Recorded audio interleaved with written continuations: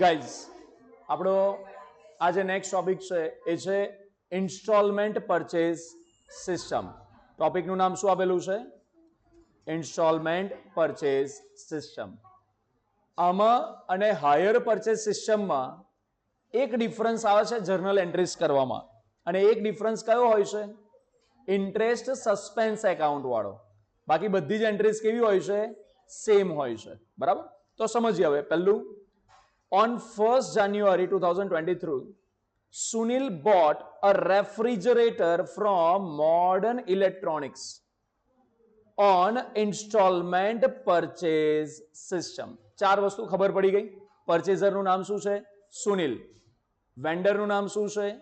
Modern electronics. એસેટનું નામ શું છે? રેફ્રિજરેટર. અને સિસ્ટમનું નામ છે installment purchase system. The cash price of the refrigerator was 7,450. 7,450 નું રેફ્રિજરેટર છે. The payment was to be made as 2,000 on signing agreement. એનો મતલબ ડાઉન પેમેન્ટ થઈ ગયું. Remainder in 3 annual installments of ₹2,000 each. અને બાકીની જે રકમ છે એ 3,000 રૂપિયાના એન્યુઅલ ઇન્સ્ટોલમેન્ટ્સ આપણે ચૂકવવાના છીએ. Modern electronics charge interest at 5% per annum. એ કેટલો ઇન્ટરેસ્ટ ચાર્જ કરી રહ્યા છે? 5% per annum. Sunil ડેપ્રિસિએટેડ refrigerator at 10% પર એનમ. રેફ્રિજરેશનનું જે ડેપ્રિસિએશનનો જે ચાર્જીસ છે, ડેપ્રિસિએશનનો ચાર્જીસ કેટલો આપેલો છે? 10%. On diminishing balance method. પદ્ધતિનું નામ શું આપ્યું છે? ડિમિનિશિંગ, એટલે WDV મેથડ થઈ ગઈ. Okay. Pass journal entries in the books of both parties. બંને પાર્ટીઝના એકાઉન્ટમાં શું એન્ટ્રીઝ પડશે આપણે જોઈએ. Prepare necessary ledger accounts in the books of purchaser and seller. એટલે બેઝિકલી આપણે બધું જ આમાં ગણવાનું છે. સૌથી પહેલા આપણે શું કરીશું? કેલ્ક્યુલેશન કરી લઈએ. બરાબર? પહેલી વર્કિંગ નોટ બનશે આપણી calculation of interest included in each instalment. કે ભાઈ દરેક ઇન્સ્ટોલમેન્ટની અંદર કેટલો ઇન્ટરેસ્ટ આપણે ચાર્જ કરવાનું તે આપણે જરા જોઈ લઈએ. તો સૌથી પહેલા આપણે લખીશું 1/1/23 કેશ પ્રાઇસ કેટલા રૂપિયા હતી? 7,450. હવે આની અંદર તમે ડાઉન પેમેન્ટ કેટલું ચૂકવ્યું?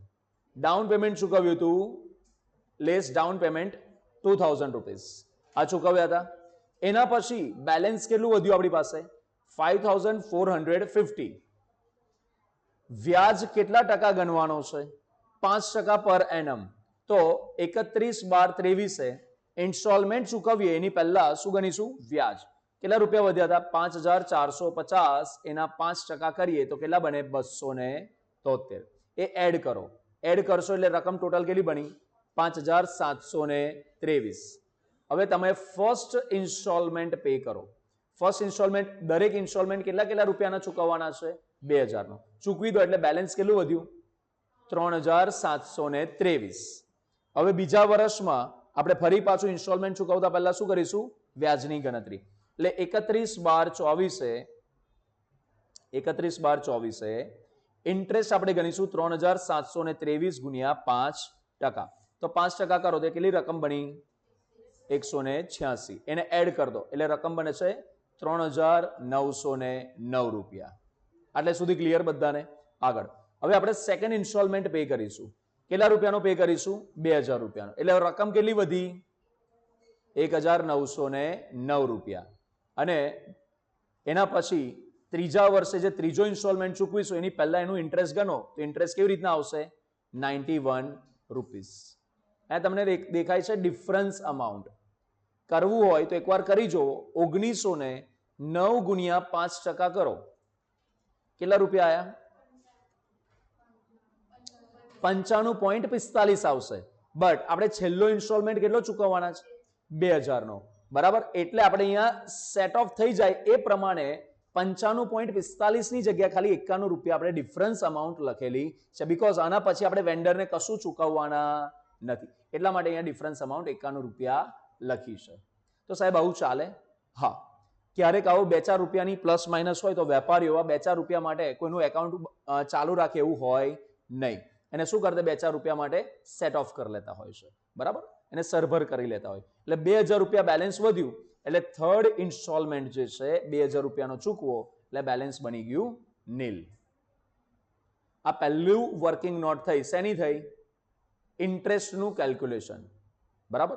હવે આગળ વાત કરીશું કેલ્ક્યુલેશન ઓફ ડેપ્રિશિએશન. બીજી વર્કિંગ નોટ 1/1/23 કેશ પ્રાઇસ કેટલી હતી?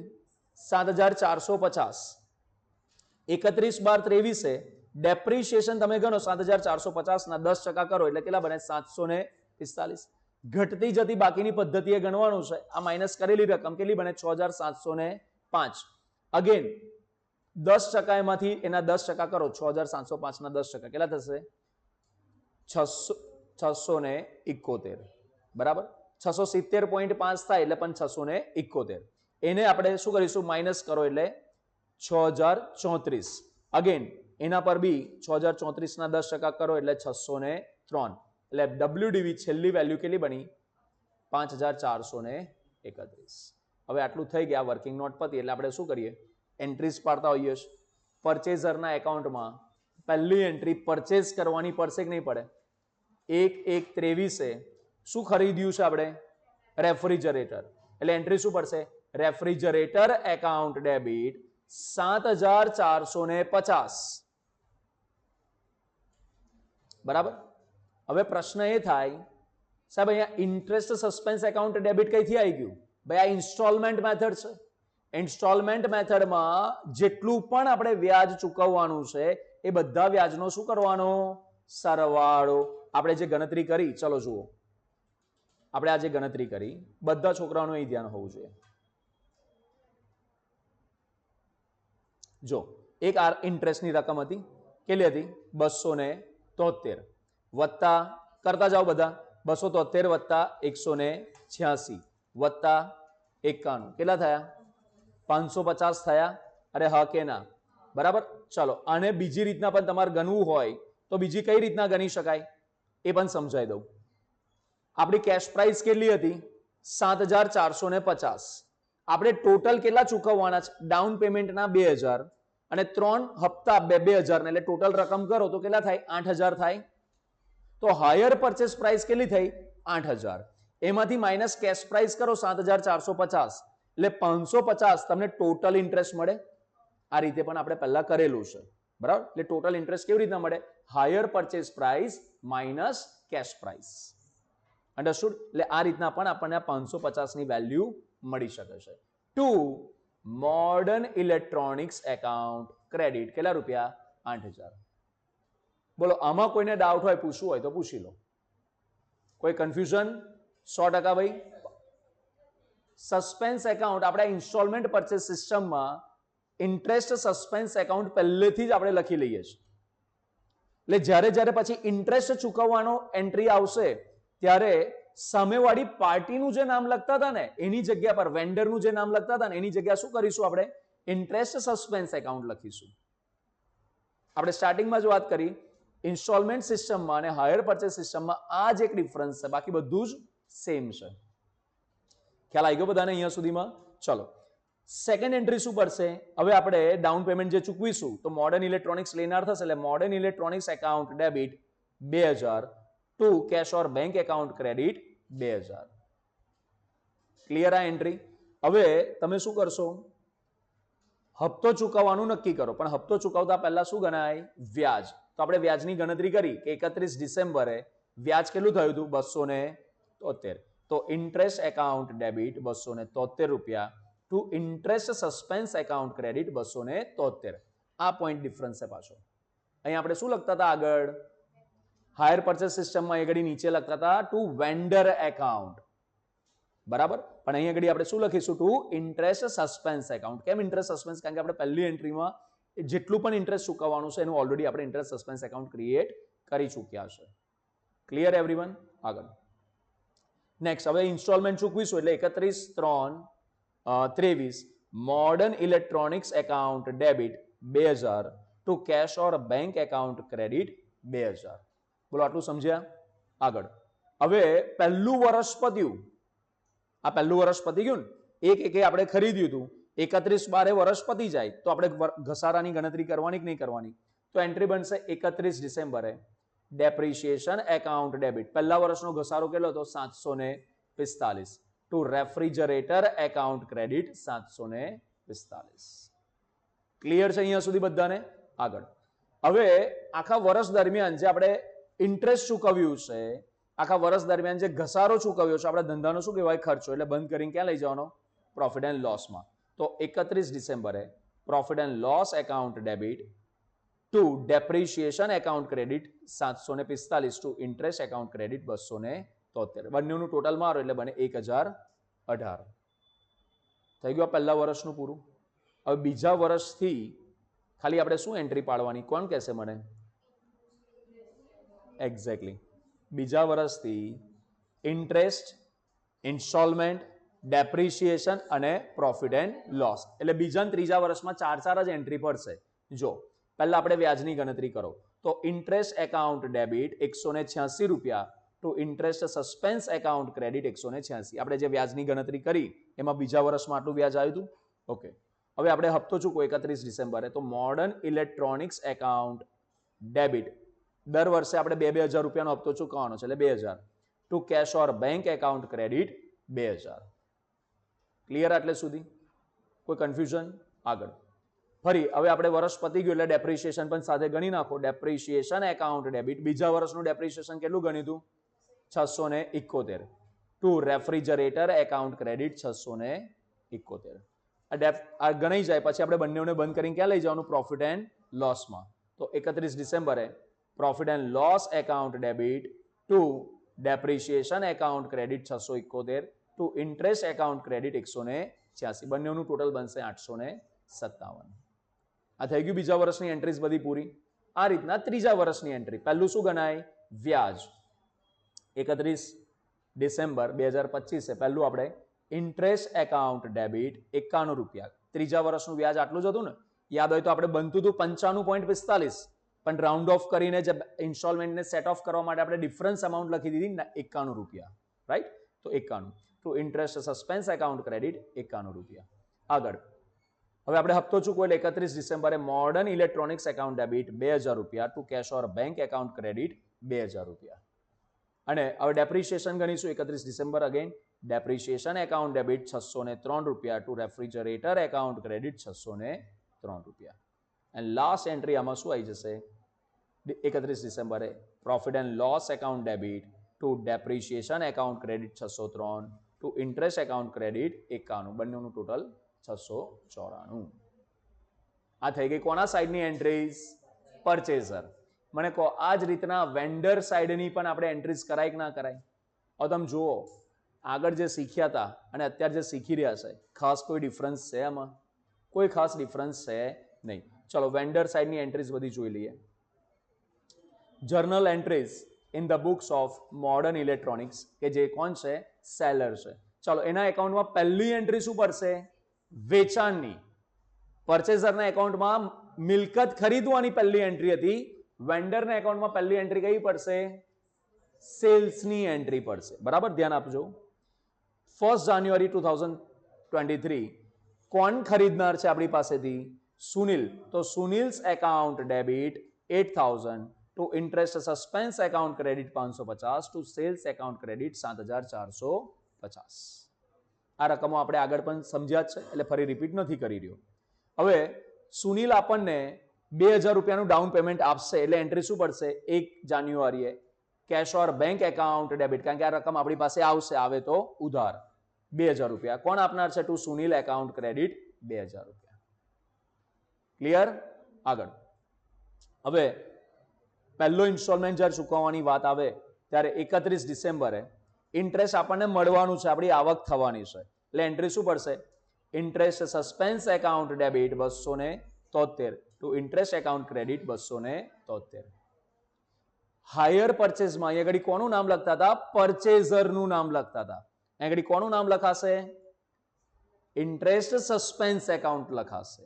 ક્લિયર છે આટલી વાત બધાને? આગળ હવે ઇન્સ્ટોલમેન્ટ આપણને રિસીવ થશે 31 ડિસેમ્બરે cash or bank account debit 2000 કોણ આપનાર છે? Sunil. To Sunil's account credit 2000. હવે આગળ ધ્યાનથી સમજો હવે આ પોઈન્ટ. અહીંયા ગાડી એક વસ્તુ, સેલ્સની એન્ટ્રી અહીંયા ગાડી નથી પાડી. આપણે અહીંયા ગાડી વચ્ચે એક સેલ્સની એન્ટ્રી આવે. શું એન્ટ્રી આવશે? હું લખાવું છું, આપણે નીચે લખી આપું છું. હમણાં એકવાર આને સમજી લો. ઇન્ટરેસ્ટ એકાઉન્ટને બંધ કરીને આપણે પ્રોફિટ એન્ડ લોસમાં લઈ જાઓ તો શું એન્ટ્રી પડે? Interest account debit 273 to profit and loss account credit 273. Okay, અહીંયા ઘડી સેલ્સનું એકાઉન્ટ જે બનાવ્યું છે એને તમે બંધ કરીને ટ્રેડિંગ એકાઉન્ટમાં લઈ જાઓ તો બોલો એન્ટ્રી શું પડશે? December 31 sales account debit. Sales કેટલાનું કર્યું છે બોલો તો? 7450 ટુ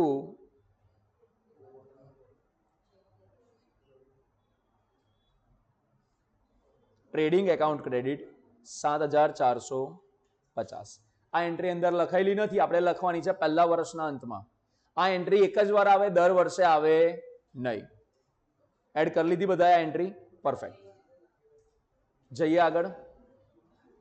નેક્સ્ટ જો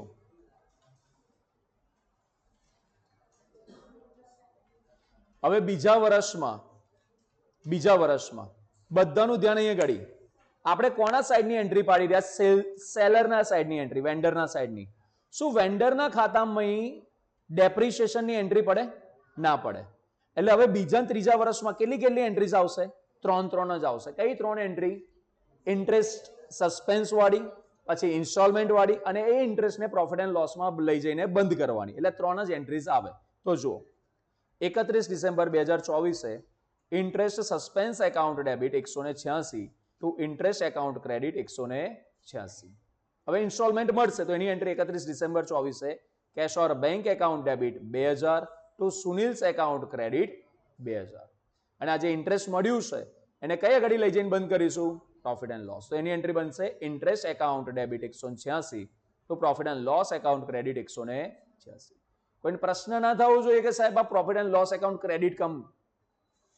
કારણ ઇન્ટરેસ્ટ આપણને મળી રહ્યું છે, ઇન્ટરેસ્ટ આપણી આવક છે. તો આવક કઈ બાજુ લખાય પ્રોફિટ એન્ડ લોસ એકાઉન્ટમાં? ડેબિટ સાઈડ કે ક્રેડિટ સાઈડ? Credit side. એટલા માટે ક્રેડિટ. પરચેઝરના એકાઉન્ટમાં પ્રોફિટ એન્ડ લોસ એકાઉન્ટ કઈ બાજુ લખીએ છીએ? ડેબિટ સાઈડ પર. કારણ કે એના માટે ડેપ્રિસિએશન અને ઇન્ટરેસ્ટ એ ચૂકવવાનું થાય, ખર્ચો કહેવાય. એટલા માટે પ્રોફિટ એન્ડ લોસ એકાઉન્ટમાં ડેબિટ સાઈડ પર. કોઈ કન્ફ્યુઝન નથી? પરફેક્ટ. આગળ હવે લાસ્ટ યરમાં ત્રીજા વર્ષમાં 31 ડિસેમ્બર 25 પહેલી એન્ટ્રી આવશે interest suspense account debit 91 rupees to interest account credit 91 rupees. અને હવે આપણે હપ્તો મળશે એની entry cash or bank account debit 2000 to Sunil's account credit 2000. અને લાસ્ટમાં ઇન્ટરેસ્ટ એકાઉન્ટ બંધ કરીને પ્રોફિટ એન્ડ લોસમાં લઈ જઈશું 31 ડિસેમ્બરે interest account debit 91 rupees to profit and loss account credit. આ 91 રૂપીસ કઈ ઘડી લખાય? ક્રેડિટ સાઈડ પર. બરાબર. એટલે આ જરા ધ્યાનમાં રાખવાનું. ડન. આ દાખલો થઈ ગયો તમારો પૂરો. આ જર્નલ એન્ટ્રીઝ થઈ. લેજરમાં પોસ્ટિંગ કરવાની એ આપણને આવડે. બરાબર. એટલે લેજરમાં પોસ્ટિંગ આપણે બનાવ્યા છે તમે લોકોએ?